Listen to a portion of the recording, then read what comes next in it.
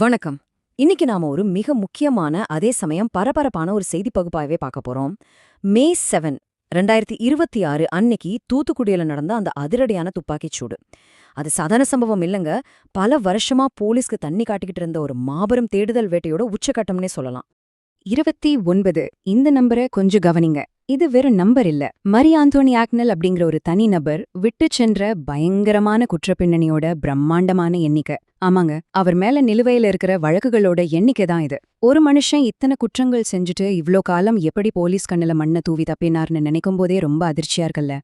சரி, இப்போ நாம நேரடியா விஷயத்துக்கு வருவோம். தூத்துக்குடியில நடந்த அந்த அதிரடி என்கவுண்டர் பத்தி பாப்போம்.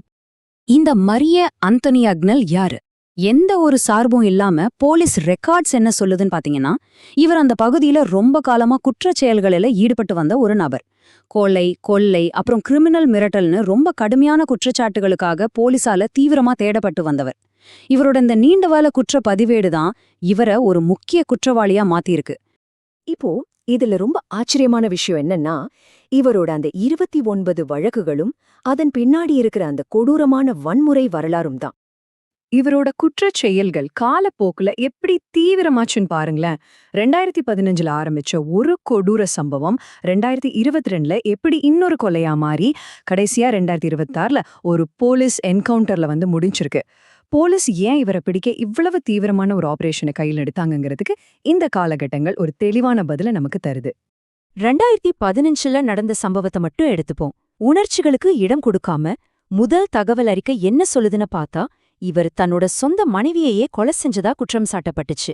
அதுவும் எப்படி அவங்க மேல மண்ணெண்ணெய் ஊற்றி உயிரோட எரிச்சதா வழக்கு பதிவு செஞ்சிருக்காங்க. இவரோட கிரிமினல் ரெக்கார்ட்லயே இது ரொம்ப இருண்ட ஒரு அத்தியாயம்னு சொல்லலாம்.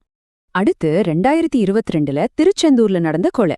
போலீஸ் ஆவணங்கள் படி மது போதையில நடந்த ஒரு சாதாரண தகராறு. அது எவ்வளவு விபரீதமா முடிஞ்சிருக்குன்னு பாருங்க.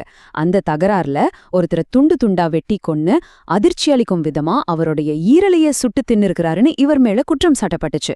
இவர் சமுதாயத்துக்கு எவ்வளவு பெரிய அச்சுறுத்தலா இருந்திருக்கிறாருன்னு இதுல இருந்தே நம்ம புரிஞ்சுக்கலாம்.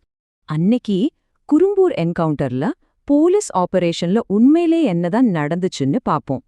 இவரை பிடிக்கவே ஒரு ஸ்பெஷல் டாஸ்க் ஃபோர்ஸ் அமைச்சாங்க. எஸ்ஐ ராஜபிரபு தலைமையில அமைக்கப்பட்ட இந்த சிறப்பு படைக்கு ஒரு ரகசிய தகவல் கிடைக்குது. குரும்பூர் பக்கத்துல இந்த ரவுடி பதுங்கியிருக்காருன்னு தகவல் வந்ததும் எந்த சத்தமும் இல்லாம போலீஸ் ரொம்ப துரிதமா களத்துல இறங்குறாங்க. ஒரு ஆபத்தான குற்றவாளியை நெருங்கும்போது போலீஸ் எவ்ளோ கவனமா செயல்படுறாங்கங்கிறதுக்கு இது ஒரு சிறந்த உதாரணம். அடுத்த சில நிமிஷங்கள்ல நடந்த ஆக்ஷனை கவனிங்க. ரகசிய தகவல் வந்ததும் அந்த இடத்த போலீஸ் வளைக்கிறாங்க.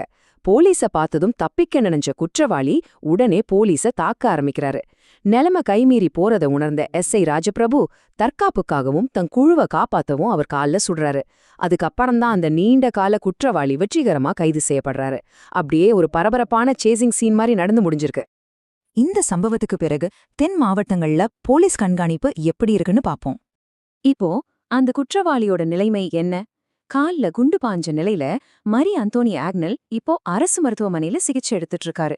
அவர் தப்பிச்சிடக்கூடாதுங்கிறதுக்காகவும் மேற்கொண்ட எந்த சட்ட ஒழுங்கு பிரச்சனையும் வராம இருக்கவும் சுத்தி பலத்த போலீஸ் பாதுகாப்பு போடப்பட்டிருக்கு. இது நமக்கு ஏன் ரொம்ப முக்கியம்னு பாத்தீங்கன்னா, தூத்துக்குடியில மட்டும் இல்லாம ஒட்டுமொத்த தென் மாவட்டங்கள்லயும் போலீஸ் கண்காணிப்பு இப்போ ரொம்பவே தீவிரமாக்கப்பட்டிருக்கு. போலீஸோட இந்த அதிரடி ஆக்ஷன் மக்கள் மத்தியில பெரிய விவாதத்தையே ஏற்படுத்தியிருக்கு. சாதாரண மக்களோட பாதுகாப்பை உறுதி செய்யறதுக்கும் குற்றச் செயல்கள்ல ஈடுபடுறவங்களுக்கு ஒரு ஸ்ட்ராங்கான வார்னிங் கொடுக்கவும் இந்த நடவடிக்கை ஒரு முக்கிய காரணமா அமைஞ்சிருக்கு.